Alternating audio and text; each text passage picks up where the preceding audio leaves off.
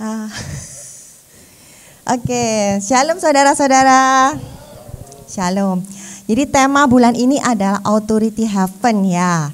Itu artinya maksudnya adalah hak kewenangan kita, hak istimewa kita, jaminan kita untuk masuk ke dalam kerajaan surga. Lalu apakah semua orang Kristen itu masuk ke dalam kerajaan surga? Hanya orang beriman dan percaya saja yang masuk kerajaan surga. Jadi di surga itu tempatnya hanya orang-orang percaya saja, bukan untuk orang random ya.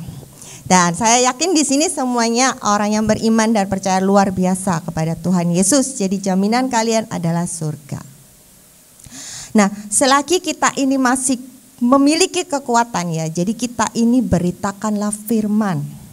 Kita belajar dari 2 Timotius 4 ayat 2, di mana Rasul Paulus itu menuliskan, beritakanlah firman, siap sedialah baik atau tidak baik waktunya. Nyatakanlah apa yang salah, tegurlah dan nasihatilah dengan segala kesabaran dan pengajaran. Paulus menulis ayat ini dari dalam penjara.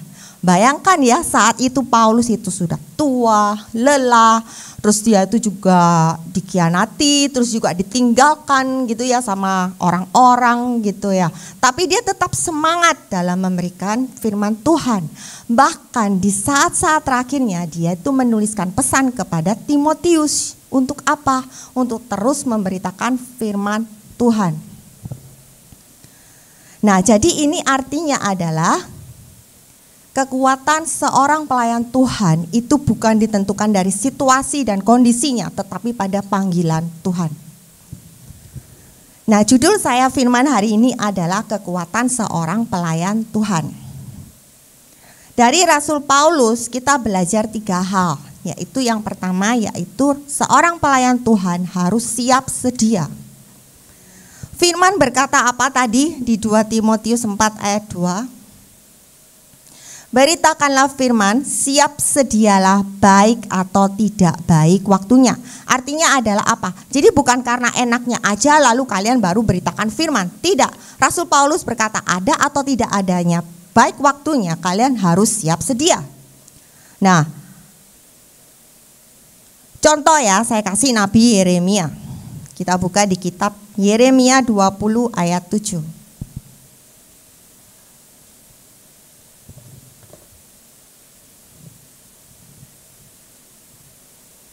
Enak buka sini aja ya.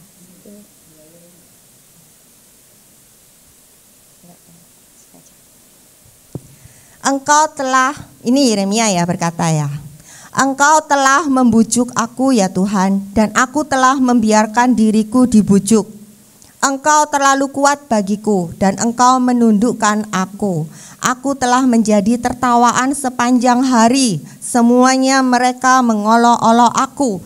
Jadi saat itu Yeremia ini sudah pernah ingin berhenti untuk memberitakan firman Tuhan karena dia diejek, diolok, bahkan dia juga pernah dimasukkan ke penjara hanya karena memberitakan firman Tuhan. Tetapi apa yang dikatakan, apa yang terjadi? Apa yang terjadi di ayat 8? Sebab setiap kali aku berbicara, terpaksa aku berteriak, terpaksa berseru, kelaliman aniaya, sebab firman Tuhan telah menjadi celah dan cemooh bagiku sepanjang hari. Ayat 9. Nah, ini yang ada di pikirannya Yeremia. Tetapi apabila aku berpikir aku tidak mau mengingat dia dan tidak mau mengucapkan firman lagi demi namanya. Itu dulu. Nah, lalu itu yang ada di pikirannya Yeremia ya. Bayangkan dia tidak mau lagi mengingat Yesus dan tidak mau mengucapkan firman lagi demi nama Yesus. Tetapi apa yang terjadi? Kita baca selanjutnya. Maka dalam hatiku ada sesuatu yang seperti api yang menyala-nyala, terkurung dalam tulang-tulangku. Aku berlelah-lelah untuk menahannya, tetapi aku tidak sanggup. Jadi firman Tuhan itu membakar tulang-tulangnya Yeremia. Sehingga Yeremia itu gak sanggup lagi. Sehingga dia tetap memberitakan firman Tuhan. Jadi ini artinya apa? Kekuatan seorang pelayan Tuhan itu bukan dari situasinya enak apa enggak enak. Yeremia enggak enak, tapi dia tetap pada panggilan Tuhan. Dia tetap memberitakan firman Tuhan. Jadi bukan karena panggilan Tuhan aja dia memberitakan firman, tetapi karena firman Tuhan itu membakar hatinya. Membakar hati kita juga untuk tetap terus memberitakan firman Tuhan. Saya kasih ilustrasi ya. Seorang tentara itu pastinya selalu membawa senjata tuh siap sedia ya.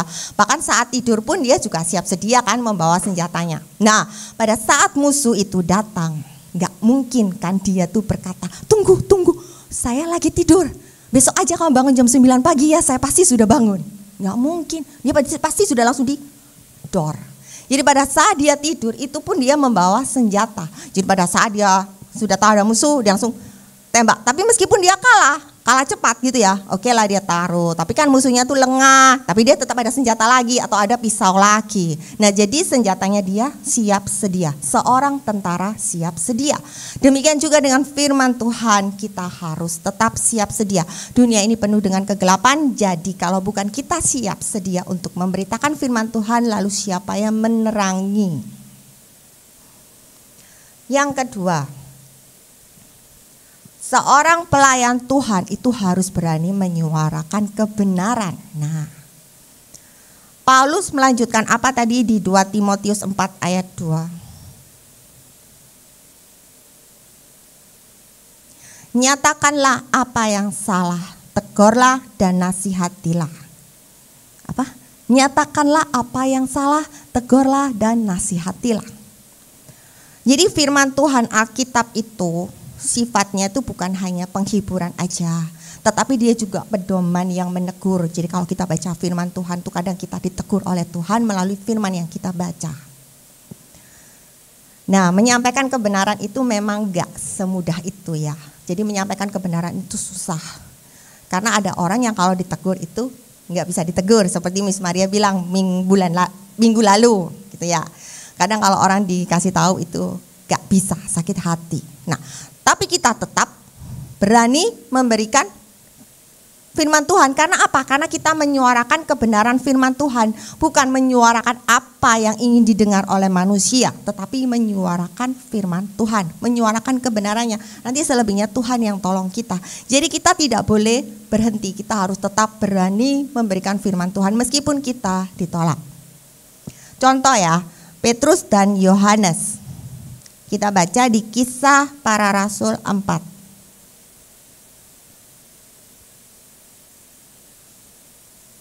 Ayat 18. Jadi mereka ini dilarang oleh Mahkamah Agama untuk berkata tentang Yesus. Kita baca ya ayat 18. Dan setelah keduanya disuruh masuk, mereka diperintahkan supaya sama sekali jangan berbicara atau mengajar lagi dalam nama Yesus. Tetapi apa yang dikatakan oleh Petrus dan Yohanes kita baca selanjutnya di ayat 19. Tetapi Petrus dan Yohanes menjawab mereka, silakan kamu putuskan sendiri manakah yang benar di hadapan Allah, taat kepada kamu atau taat kepada Allah. Sebab tidak mungkin bagi kami untuk tidak berkata-kata tentang apa yang telah kami lihat dan apa yang telah kami dengar. Sama seperti kita kalau misalnya kita bersaksi kan kita nggak ngarang. Memang kita ditolong Tuhan, memang kita diberkati Tuhan, memang kita disembuhkan Tuhan seperti itu. Nah, jadi ini juga salah satu keberanian seorang pelayan Tuhan, seorang pelayan firman Tuhan. Jadi Petrus sama Yohanes ini tidak takut kepada manusia. Mereka lebih takut kepada Tuhan. Saya kasih ilustrasi ya. Dokter ini dia tahu penyakit serius yang dialami oleh pasiennya. Tapi nggak mungkin toh dokter kecuali ya dokter itu berkata begini, oh kamu baik-baik saja kok, kamu sehat. Nah, padahal dokter itu tahu penyakit kritis yang dialami oleh pasiennya. Dokter itu tahu, contoh ya ini ada sumbatan di jantungnya, tapi dokternya berkata, oh kamu sehat. Itu apakah dokternya benar? Dokternya tidak punya kasih, tapi membiarkan mati. Nah, dia hanya menyampaikan apa yang ingin didengar oleh manusia, oh kamu sehat gitu. Padahal dia harusnya bisa menyembuhkan penyakitnya. Nah, sama juga dengan firman Tuhan. Jadi kalau misalnya kita melihat ada orang berbuat dosa, ya kita tegur. Tapi kalau misalnya jalannya dia tidak di jalan yang lurus, ya kita arahkan dia. Kita baca tadi di 2 Timotius 4 ayat 2 tadi. Nah, jadi menasihatinya dengan segala kesabaran saudara-saudara dan pengajaran sesuai firman Tuhan. Jadi kalau menegur tetap harus dengan kasih. Tuh gak bisa kamu, gak bisa, tuh pasti gak mungkin diterima. Oke, sekarang yang ketiga. Seorang pelayan Tuhan itu harus setia sampai akhir. Nah, akhirnya Paulus berkata di Kisah Para Rasul 20 ayat 24.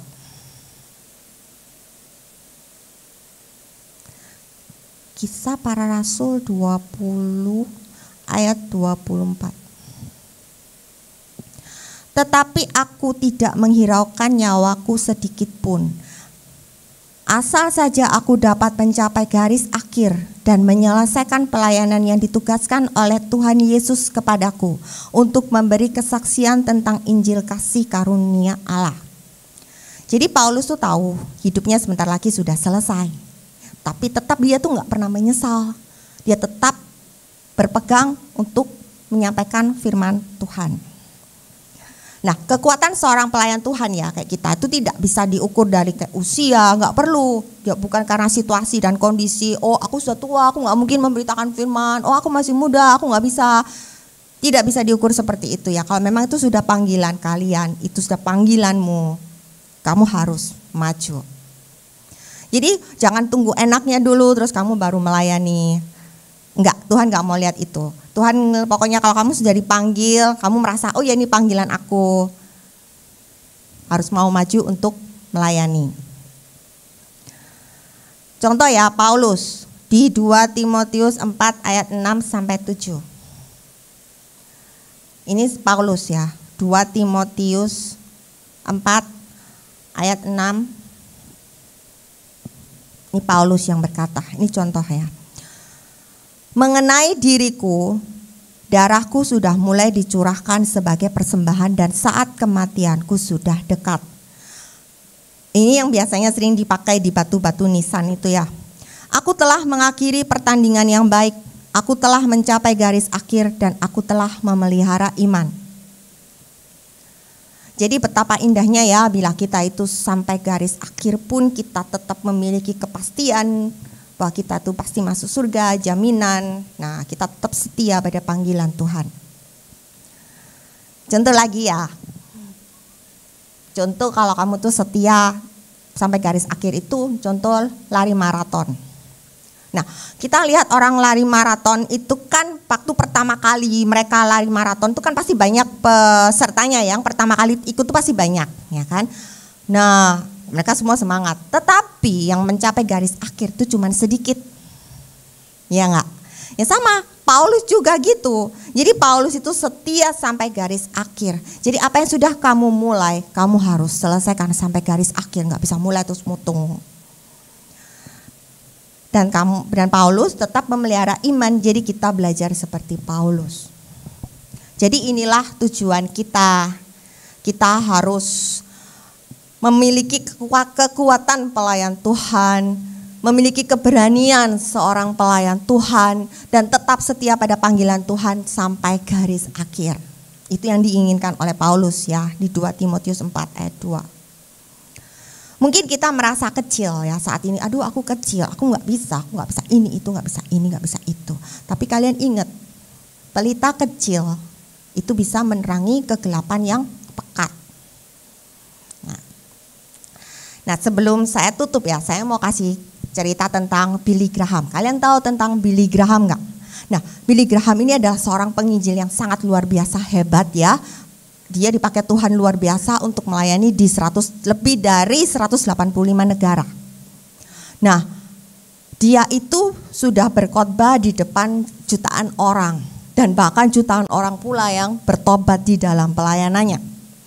Nah, dia itu kalau melayani itu nggak mencari popularitas. Jadi dia itu orangnya hidupnya sederhana, terus kemudian dia juga jauh dari skandal. Pokoknya yang terpenting dalam hidupnya yang dicatat itu dia setia sampai garis akhir. Nah, pada saat Billy Graham ini sudah tua ya, bahkan dia sudah lelah, bahkan hampir berdiri aja tuh dia nggak sanggup lama-lama. Dia tetap berkata seperti ini. Dia tetap berkata, hal yang paling penting bagi saya itu Kristus. Jadi apa yang saya miliki, apa yang saya capai saat ini, semuanya itu nggak ada artinya bila dibandingkan dengan mengenal Kristus. Nah, jadi pada saat dia meninggal usia 99 tahun ya, tahun 2018 itu, yang dikenal orang tentang Billy Graham itu adalah bahwa dia itu menyelesaikan pertandingan sampai akhir dan tetap memelihara iman. Tuh. Itu aja firman-Nya. Jadi kita sebagai pelayan firman Tuhan, kita harus berani menyuarakan kebenaran, selalu siap dalam keadaan kita itu baik atau tidak baik waktunya. Misalnya kita ada masalah apa, ya tetap berani menyuarakan firman Tuhan gitu ya. Kalaupun kita ditolak, ya udah itu urusan dia sama Tuhan, yang penting kita tetap lakukan bagian kita. Saya juga pernah begini, misalnya saya tuh pernah mau menegur seseorang gitu ya. Terus kemudian waktu saya mau menegur itu kayak ada suara, nggak tahu Tuhan nggak bicara secara langsung sama saya, mungkin Roh Kudus ya. Roh Kudus tuh kasih tahu kita kan, jangan masuk situ, maksudnya tuh kayak nggak enak gitu loh. Memberikan kita tuh kayak, kalau kamu salah itu kan kayak nggak enak, kalau kamu bener itu kan rasanya happy gitu, senang. Beda rasanya kalau ada Roh Kudus. Nah, itu ngasih tahu, maksudnya itu dalam arti itu urusan dia sama Tuhan, kamu nggak usah ikut campur, kamu lakukan bagianmu, kamu lakukan tugasmu, biarkan dia urusan Tuhan. Ya sudah, saya nggak sentuh orang itu. Gitu. Jadi kita tetap aja melakukan tugas kita. Apa yang kita dipanggil oleh Tuhan itu apa, kita lakukan itu, dan kita tetap setia pada panggilan Tuhan. Oke. Kita berdoa ya. Tuhan Yesus, terima kasih Tuhan, kami sudah mendengarkan firman-Mu. Jadikanlah kami para pelayan Tuhan yang tidak lemah oleh keadaan dan tetap setia pada panggilan Tuhan. Buatlah agar kami ini tetap sedia, tetap berani, dan setia sampai garis akhir. Terima kasih Tuhan Yesus, haleluya, amin.